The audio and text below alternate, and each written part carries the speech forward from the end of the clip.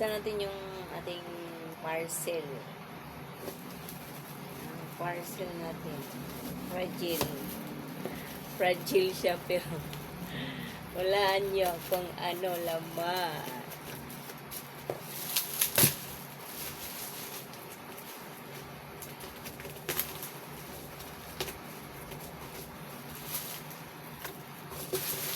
Order ng order. Order ng order ng ano?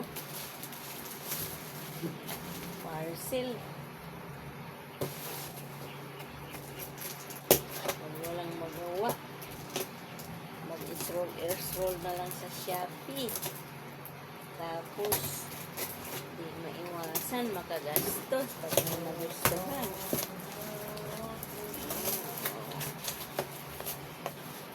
Okay. Bigat.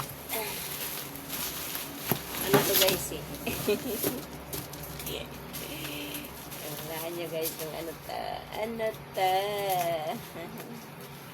Ano to? Oh. Ang nangyari sa ano galon? Pinagsakpagsak to kaya. Hindi naman galon na yung pita. Pinatuwad-tuwad yata to. Ano to yun guys? Yeah. Ano to? Yan. Yan guys. Oh. Yan. Ano yan? Yan oh.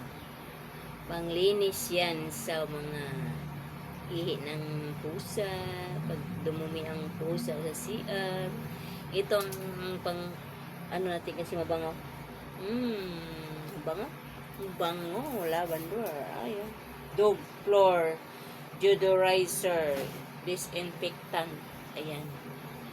Para mabango ang CR natin at saka yung mga pusa natin hindi mabaho.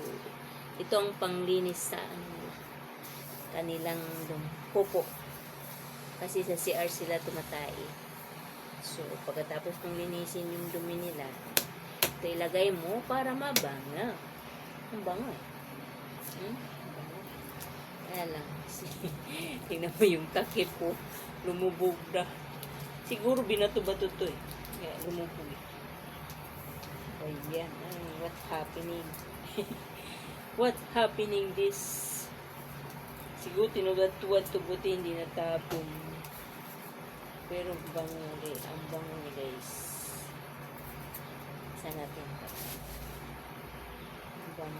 Pwede nilagyan ng ano ng scotch tape ng sealer kaya hindi siya natapon, hindi natanggal yung takip. Siguro tinuwad-tuwad to kaya nagkaganito, no? Fragile yung nakalagay.